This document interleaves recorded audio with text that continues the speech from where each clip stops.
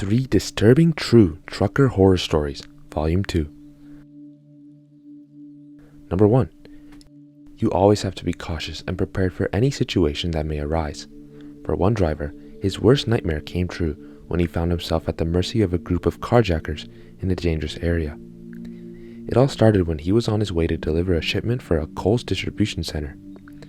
He was rerouted by his GPS due to a road closure and found himself driving through a residential neighborhood in Chicago. The area was quiet, with hardly anyone around, and some homes looked like they were in the process of being demolished. As he drove through the neighborhood, he saw a group of friends hanging out on the sidewalk in front of one of the houses. Little did he know, they were actually lookouts for some of the local gang members in the area. He continued driving until he noticed taillights up ahead. Multiple men with their hoods up were standing on either side of the street, and as soon as he passed one of the parked cars, it pulled out and blocked him in. Before he knew it, he had people at both of the doors of his truck, and one man was pointing a gun through the driver's side window. The driver had no choice but to obey their orders and get out of the truck. They took his wallet and cell phone and sent him walking in the direction he came from. The driver was lucky to have escaped with his life and his job. He reported the incident to the police, but carjackings were unfortunately common in the area. The driver's story is a reminder to always be vigilant and cautious while on the road. Although carrying a firearm is not allowed for most trucking companies, it's understandable why some drivers feel the need to protect themselves. The driver's experience shows that anything can happen while on the road, and it's always better to be safe than sorry.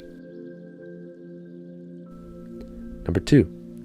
I've experienced some of the most unnerving situations on the road. One particular night, I was driving through eastern Washington on some state roads, and there were no rest stops or cities in sight. But I knew the route well enough to know that there were massive dirt areas every 40 miles where I could park safely away from the road. Eventually, I decided to call it a night and park at the perfect spot on the dirt side track. I closed my blinds and lay down to watch something on my phone. But after roughly an hour, I heard someone try to open the driver's side door to my cab. I hadn't heard any vehicles on the road the whole time I was parked up, so I got up to peek out the curtains and see who it was. As I looked out into the blackness of the driver's side window, I heard them try the passenger side door this time.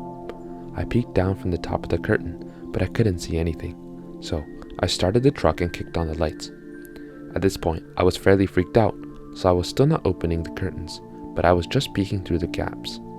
The truck now runs with the lights on, and that was my way of telling whoever was out there that I knew they were there. If they were looking to steal anything, it was game over. Truckers aren't the type of people you mess with, and that's a fact. But there was nobody.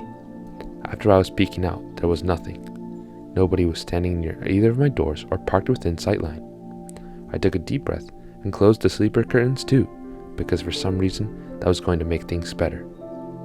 After laying back down and convincing myself that something had blown against the truck and it only sounded like the doors were opening, I heard what sounded like someone trying to pry open the vents on the sleeper at the side of the truck. The door handles started clicking again, and the truck started shifting like someone was climbing on top of it. I hit the little alarm button in the sleeper, hoping to spook them off, but it did nothing but add to the noise of the door handles. Finger tapping on windows and chassis, and even the hiss of air coming out from the suspension from the truck. Then, all of a sudden, it stopped.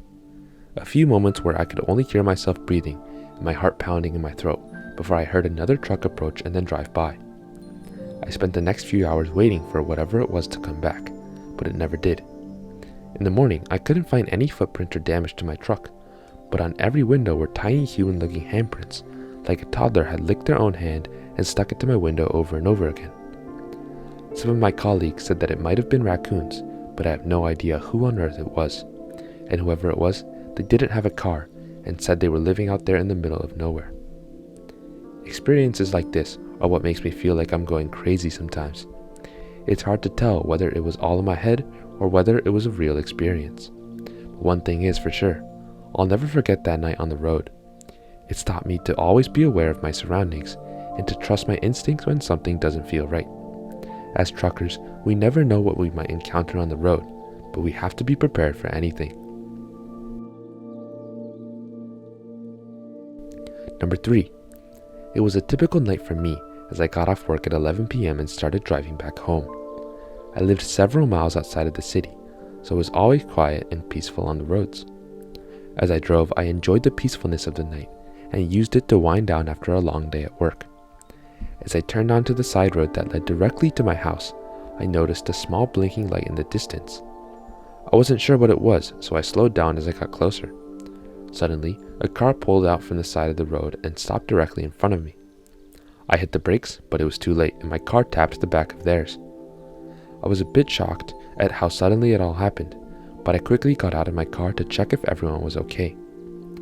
As I looked at the car, I noticed how old and worn it was, and all of the headlights were turned off. A man got out of the car and slowly made his way over to me. He looked like a middle-aged man and was pretty large. I asked him if everything was okay, but he didn't really respond. He was acting strange and looking around, but not making eye contact with me. I started to feel uneasy being out on an empty road alone with him. I told him there was no real damage to either car, and I was going to get back on the road and head home. But as I reached for my car door, he told me to wait. He said he wanted to check his car out for damage before I left. I stood next to my car as he looked at his back bumper, but then he started to walk around his car pretending to look at it for damage. I found this strange since I had only tapped his back bumper. Then I saw a large figure get up in the back seat and start moving towards the door. At this point, I was panicking. I quickly got into my car and locked the doors. The men started waving their hands at me, telling me to stop, but I didn't. I put the car in drive and went around them down the road. Looking in the rearview mirror, I could see their lights turn on, but eventually they faded out. I pulled into a gas station that was about 5 minutes from my house and waited there to make sure they didn't follow me home. After waiting for 15 minutes, I headed home. I decided not to call the cops at the time because I wasn't entirely sure if I was overreacting or not. Now, looking back at the incident, everything about it felt wrong. I'm still not sure what those people wanted, but something dangerous could have happened if I hadn't gotten out of there in time. Part of me wishes I had reported the incident, as I find myself wondering if they might have lured someone else into their trap. From now on, I've decided to take a different route home and to always be aware of my surroundings, especially at night.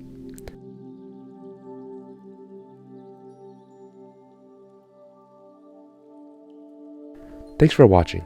If you enjoyed the video, please like, share, and subscribe for more content like this in the future.